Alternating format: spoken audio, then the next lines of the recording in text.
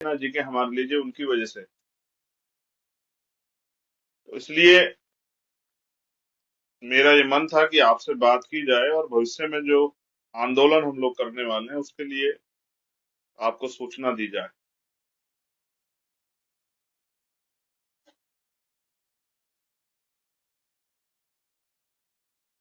महामानव तथागत बुद्ध से लेके संत श्रवण सदगुरु रविदास जी महाराज, भगवान वाल्मीकि महाराज, गुरु नानक देव, संत कबीर, गुरु घासीदास, नारायण गुरु, संत गाडगे जी महाराज,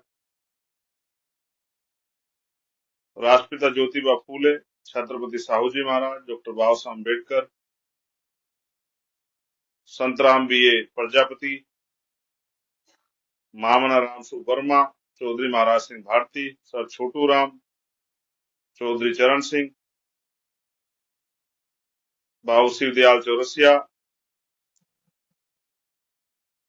जननायक कपूरी ठाकुर, बाबू जगदेव प्रसाद कुशवाहा, मान्यवर दीना भाना वाल्मीकि साहब और मान्यवर काशीराम साहब को नमन करता हूँ। माँ फातिमा शेख, मैं उनको भी नमन करता हूँ। माँ सावित्रीबाई फूले को भी नमन करता हूँ। उन सभी महान पुरुषों को नमन करता हूँ जिनका कोई ना कोई योगदान इस आंदोलन में है।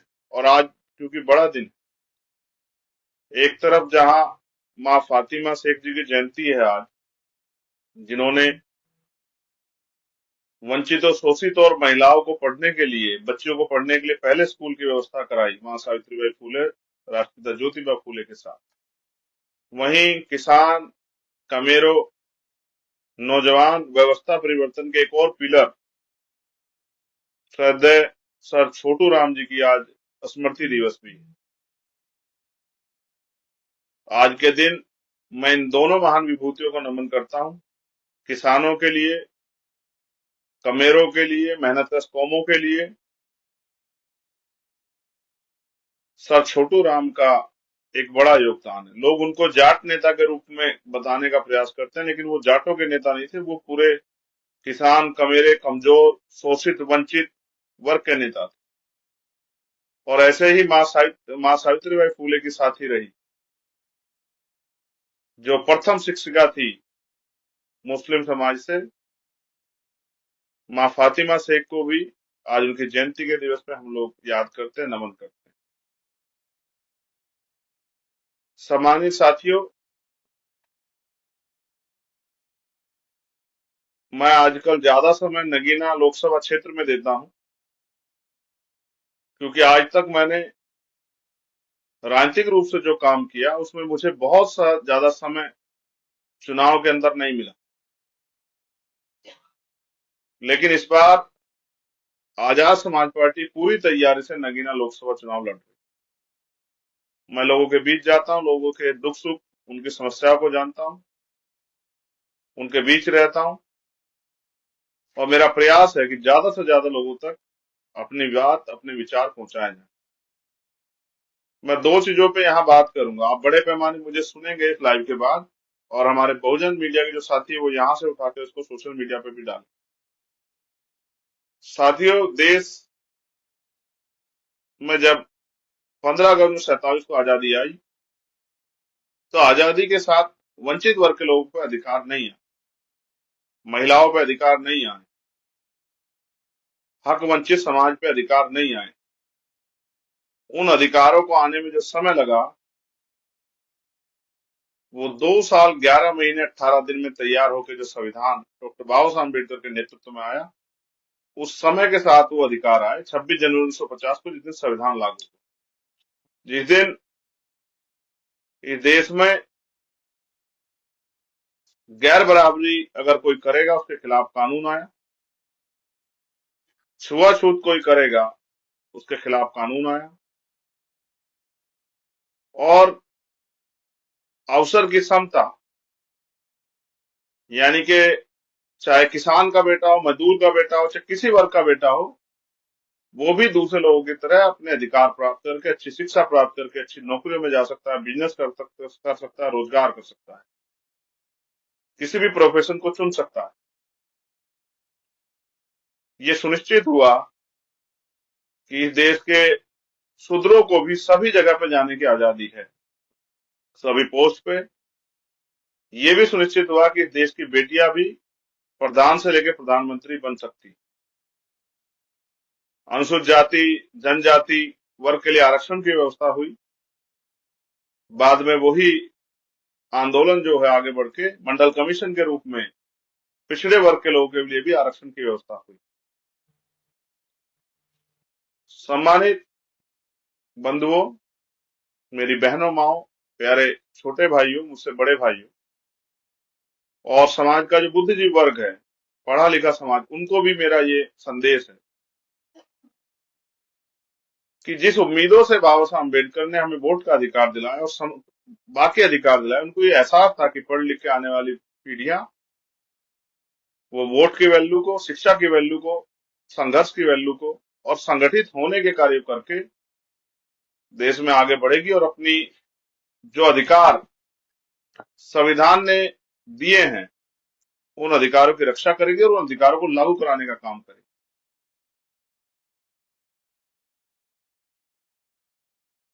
जैसे भारतीय संविधान तो आपको अधिकार देता है कि आप वोट की ताकत से अपना प्रधानमंत्री बना सकते हैं, लेकिन आप लोग नहीं बना पाए, इसके लिए संविधान दोषी नहीं है। आप लोग उस कार्य को उतनी मजबूती से नहीं कर पाए, इसके लिए आप दोषी होते हैं। सभी स्टेट में आप अपने चीफ मिनिस्टर बना सकते हैं वोट की शक्ति से, आप नहीं बना पाए, इसके लिए संविधान दोषी नहीं है। तो मैं आपको बात याद दिलाता हूं जो डॉक्टर बाबा साहब अम्बेडकर ने संविधान सौंपते हुए संविधान सभा से कही, और मैं बार बार अपनी स्पीच में इस बात को कहता हूं क्योंकि हमारे लोग मुझे सुनते हैं और मुझे आशा विश्वास है कि वो फोटो और तमाम तरह चीजों से बाहर निकल के मेरी बात को की पहरेदारी भी करेंगे। क्योंकि जब आप नारा लगाते हैं कि चंद्रशेखर भाई संघर्ष करो, हम आपके साथ हैं, ऐसा ही नारा आपने बाबा साहब अम्बेडकर और माननीय काशीराम साहब के साथ भी लगाया। अगर समय से साथ दिया होता तो शायद बहुत हालातों में परिवर्तन हो गए होते। तो एक नारा पंजाब में बहुत मशहूर है, जो नारा लगता है, जो है कि काशीराम तेरी सोच पे पहरा देंगे ठोक के, बाबा साहब तेरी सोच पे पहरा देंगे ठोक के, सदगुरु रविदास तेरी सोच पे, भगवान वाल्मीकि तेरी सोच पे पहरा देंगे ठोक के। पहरा देंगे ठोक के का मतलब होता है कि हम आपके विचार की पहरेदारी करेंगे और आपके अधूरे सपने को पूरा करेंगे। बड़े दुख तकलीफों के साथ कहना पड़ रहा है कि जो अधिकार संविधान से मिले थे वो तो लगभग खत्म होने की तरफ है। कौन सा पहरा आपने दिया, आप सोचो। तो बाबा साहब अम्बेडकर ने कहा कि आज हम विरोधाभास की जिंदगी में कदम रख रहे हैं, क्योंकि राजनीति में वन वोट वन वैल्यू, राजनीति में तो हम लोग बराबरी हासिल कर लेंगे, लेकिन देश में व्यापक सामाजिक गैर बराबरी, जो जाति के आधार पर छुआछूत भेदभाव है, भारत में जातियां हैं, जातियों में ऊंच नीच है, और जातियों का इतना बड़ा हमारे ऊपर असर है कि दलित इससे बड़े या उससे छोटे, पिछड़े उनसे बड़े, उनसे छोटे, और अगड़े उनसे बड़े, इस तरह की जो ऊंच नीच की व्यवस्था बनी हुई है जाति के आधार पर, इस ऊंच नीच की व्यवस्था, सामाजिक गैर बराबरी की जो व्यवस्था है, और आर्थिक गैर बराबरी। आर्थिक गैर बराबरी का मतलब कि एक आदमी इतना अमीर है कि उसके पास कितनी संपत्ति उसको नहीं पता है, और एक आदमी इतना गरीब है कि उसके पास एक गज जमीन नहीं। एक आदमी ऐसा है जिसके पास सर्दियों में इतने साधन हैं कि वो चाहे तो 50 लोगों को भी साधन उपलब्ध करा दे, लेकिन एक आदमी ऐसा जिसके पास सर्दी से बचने के लिए रास्ता नहीं। एक आदमी ऐसा जिसके पास खाने के लिए 56 तरह के भोजन है, लेकिन एक आदमी ऐसा जिसके पास पेट भरने के लिए खाना नहीं।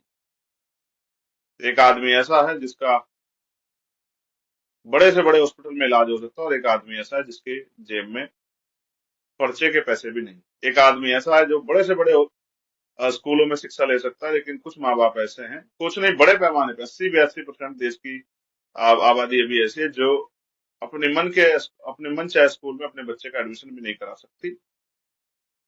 और तो और अच्छा भोजन, अच्छे कपड़े, अच्छी सर ढकने के लिए व्यवस्था देने में भी असफल। तो इसलिए बाबा साहब ने कहा कि जो सामाजिक गैर बराबरी है और आर्थिक गैर बराबरी, अगर हम इसको दूर नहीं कर पाए तो राजनीतिक लोकतंत्र सामाजिक लोकतंत्र नहीं बन पाएगा। इसलिए हम सबको मिलकर प्रयास करना चाहिए कि हम सामाजिक गैर बराबरी और आर्थिक गैर बराबरी को दूर करने का प्रयास करें। लेकिन 56 में बाबा साहब के जाने के बाद ये प्रयास बड़ी मजबूती से नहीं हुआ, और दुश्मन तो नहीं चाहता था। मैं दुश्मन इसलिए कहता हूं कि कुछ लोगों की कारगुजारी है जिसकी वजह से आज भी देश में गैर बराबरी सामाजिक रूप से आर्थिक रूप से बनी हुई। मैं किसी जाति धर्म व्यक्ति का विरोधी नहीं हूं, विचारधारा का विरोधी हूं। जो सामंतवादी, पूंजीवादी और जातिवादी सोच है, मैं उसका विरोधी। वो व्यक्ति किसी जाति धर्म का हो, मैं उसका विरोध आज भी करता हूं, कल भी करता हूं। जब तक वो इंसान नहीं बन जाता उसका विरोध करता हूं। इस संकीर्ण सोच का विरोध हम लोग जारी रखें। तो साथियों, आजादी के साथ धन धरती राजपाट में कोई बंटवारा नहीं। इस वजह से आज भी इस देश में हजारों लोग, लाखों लोग झुग्गी झोपड़ियों में रहते हैं, सड़क किनारे रहते हैं, रेलवे की लाइन के किनारे रहते हैं, और तमाम तरह की ऐसी जगह रहते हैं जहां सांस लेना भी दुर्भर। दिल्ली की गलियों में, दिल्ली के नालों के ऊपर, दिल्ली की नदियों के किनारे, देश की तमाम तरह की रेलवे लाइनों के किनारे, तालाबों के किनारे, और सरकार पे उनको देने के लिए घर भी 70 साल में व्यवस्था नहीं हो पाई। मैं ये समझता हूं कि अगर आप सुधार चाहते, सुधार कैसा और सुधार कैसे होगा ये भी आप जान।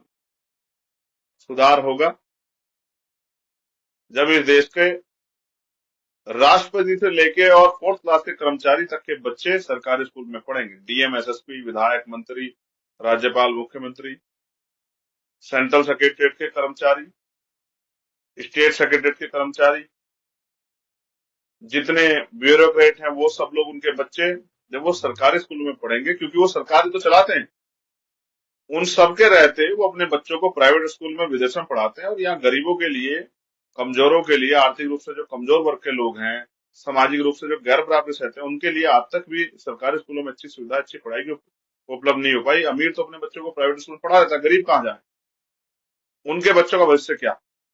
तो जब तक सरकारी स्कूल में सरकारी कर्मचारी, नेताओं के, अधिकारियों के बच्चे नहीं पढ़ेंगे, तब तक सरकारी स्कूल में अच्छी पढ़ाई और सुविधाएं नहीं आएंगी। उसी तरह जब तक सरकारी अस्पतालों में नेताजी, मंत्री जी, विधायक जी, राज्यपाल जी, राष्ट्रपति जी, प्रधानमंत्री जी का इलाज नहीं होगा, वो बहुत बड़े बड़े वादे करते हैं, दावे करते हैं कि हम सरकार जनता के लिए कर रहे हैं, लेकिन अपने आप उन हॉस्पिटलों में इलाज नहीं कराते, अपने आप प्राइवेट सेक्टर में इलाज कराते हैं, विदेश इलाज कराने के लिए जाते हैं। तो भाई आप नालायक नेता, ये बताओ कि आपने अपने देश में अच्छी स्वास्थ्य सेवाएं की व्यवस्था आपने क्यों नहीं की। बड़े बड़े अस्पताल, गोरखपुर का अस्पताल हमारा एम्स, जिसके मुख्यमंत्री और बीजेपी की केंद्र की सरकार दावे करती है, वहां के पेशेंट को, जब मैं वहां चुनाव लड़ रहा था, मैंने देखा कि वहां के पेशेंट को सरकारी अस्पताल में भर्ती करना पड़ता है इमरजेंसी के लिए। वहां डॉक्टर नहीं है, मशीनें नहीं है, दवाइयां नहीं है। तो भाजपा की सरकार तो नाम की राजनीति करती है। इसलिए मैं आपको कह रहा हूं कि जब तक जो सरकारी तनख्वाह लेते हैं, चाहे वो 4th क्लास कर्मचारी हो, एमपी, एमएलए, या राष्ट्रपति, प्रधानमंत्री, या कोई ब्यूरोक्रेट हो, क्लास 1 से लेके क्लास 2nd, 3rd, 4th के कर्मचारी, या सरकारी लाभ लेने वाला कोई भी व्यक्ति हो, चाहे वो प्रधान हो, चाहे वो पार्षद हो, कोई भी हो, जब तक उनके बच्चों का, उनका सरकारी हॉस्पिटल में इलाज नहीं होगा, तो मुझे लगता है सरकारी हॉस्पिटल में उस तरह की सुविधाएं, उस तरह की दवाइयां, उस तरह की इक्विपमेंट्स नहीं पहुंच पाएंगे जब तक। क्योंकि देखिए कितनी अच्छी बात, अपना इलाज प्राइवेट सेक्टर में कराते हैं और गरीबों के लिए कहते हैं हमने सरकारी अस्पताल खोल रखे हैं। सरकारी अस्पताल जाकर देखो, कई जगह तो हालात ये है कि वहां आप खड़े भी नहीं हो सकते, इतनी दुर्गंध है, दवाइयां नहीं है, दवाइयों के लिए बाहर पर्चे लिखते हैं क्योंकि डॉक्टर्स की कमीशन बंधी हुई है। इस तरह से लुटेरे देश के आम जनता की मेहनत की गाड़ी कमाई को लूट रहे हैं। इसको हमें रोकना पड़ेगा। मैंने कहा कि देश में जब तक सेना का दुरुपयोग नहीं रुकेगा, सेना जो हमारी शान है, सेना जो इस उम्मीद के साथ देश के बॉर्डर पर खड़ी है कि वो हमारी रक्षा सुरक्षा करे, जिनकी वजह से हम चैन से सोते हैं, उनके साथ जो राजनीतिकरण और अग्निवीर के रूप में जो उनके साथ खेल हो रहा है, जब तक वो बंद नहीं होगा। और मेरा तो मानना कि हमारी विदेश पॉलिसी एकदम ठीक हो जाएगी अगर प्रधानमंत्री, मुख्यमंत्री, मंत्रियों के बेटे, रक्षा मंत्री, फाइनेंस मिनिस्टर, होम मिनिस्टर के बच्चे बॉर्डर पर उनकी ड्यूटी लगे। मैं तो चाहता हूं देश का हर एक व्यक्ति 5 साल सेना की जॉब जरूर करे, सुविधा के आधार पर नहीं, उसकी बाकी पढ़ाई भी वही हो, और उसको अपने अधिकार और कर्तव्य को भी जानने का मौका मिले और वो अनुशासित व्यक्ति बने। मैं जब सड़क पर जाता हूं देखता हूं कि लोगों में बहुत लापरवाही है,